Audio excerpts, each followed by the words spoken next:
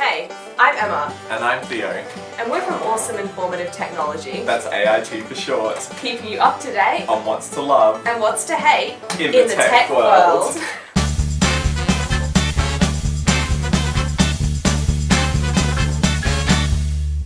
Every year, Apple releases a new iPhone. 2015's iPhone 6s is the latest installment, and we're here to tell you all about it. So Theo, let's start by talking about the aesthetics of this new phone. Well, I don't know, Emma. You're the expert. Thanks, Theo.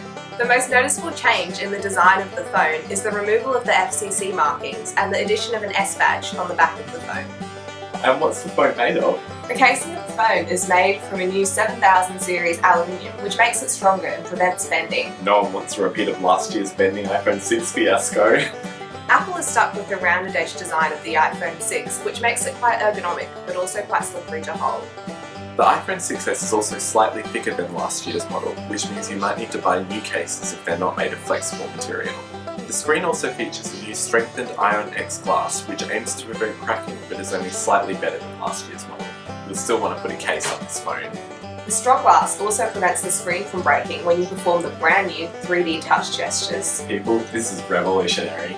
So Theo, could you tell us exactly how this new 3D touch feature works? Well, Apple calls the main features of 3D touch peak and pop. There are 96 sensors under the iPhone display that measure the distance between the glass and the backlight when pressure is applied. So when you push against the screen, the distance changes? Precisely. This enables a variety of different actions and shortcuts on the iPhone that are all integrated into the iOS system. On the home screen, push lightly on an application to get quick access to most used features. The other element of 3D Touch works within certain apps, where you can peek to get a preview of content and pop to view the content in full. But let's not get too ahead of ourselves here, Theo. Lots of third-party apps still don't support this feature, such as major banking apps. But the possibilities are endless. Arguably, the best thing about the iPhone 6s is the new and improved cameras. The front camera is a whole 5 megapixels up from 1.2 in the iPhone 6, which makes for amazing selfies and Snapchats.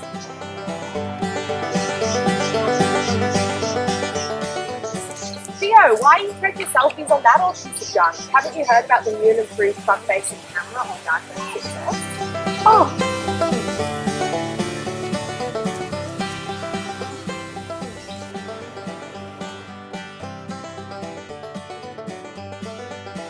The screen also lights up as a flash, so those sloppy low-light club photos look better than ever.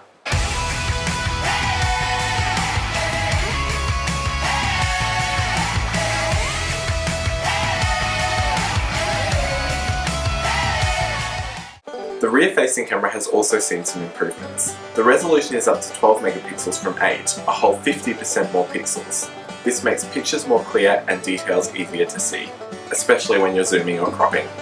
Features introduced on the iPhone 6 are also back, such as slow-mo video, time-lapse, and True Tone Flash. This is the fastest iPhone yet. This is thanks to the dual-core 1.85 GHz A9 processor that Apple has put in the iPhone 6s. Combine this with a whopping 2 GB of RAM and you've got a very fast phone. It's achieved Geekbench scores of 2522 with a single core and 4423 with both cores. In English, this means that the iPhone 6s is 55% faster than the iPhone 6. The dual-core setup outspeeds most of Android's octa-core systems. Apps load faster than previous models, and the iOS experience is a whole lot smoother. Speaking of iOS, the iPhone 6s ships with Apple's latest operating system, iOS 9. This brings across-the-board improvements to battery life, performance, and day-to-day use, as well as improved security. And that's about it. The iPhone 6s is a great phone and has some significant improvements over its predecessor, but not enough to warrant an upgrade from the iPhone 6.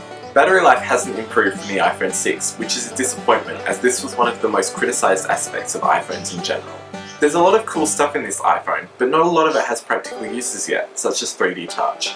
The iPhone 6s was built for a more powerful future. It has a processor so fast you barely ever have to wait for apps and interfaces to load, which makes it perfect for the average busy user. It's hard to find any real faults with the camera, which is great for a world that is increasingly favouring smartphones over cameras when it comes to photography. All this makes the iPhone 6s perfect for pretty much anyone, from business people to students to people like us. Well, not everyone, Emma. The iPhone 6s is pretty expensive, starting at $1,179 Australian dollars, so it's only for those with cash to spare. Truthfully, By the time the world has advanced enough to use the iPhone 6s to its full capacity, you'll be buying the iPhone 7. Thanks for tuning in to this week's episode of AIT. We'll see you next time where we review the 2015 MacBook Pro. Catch you then!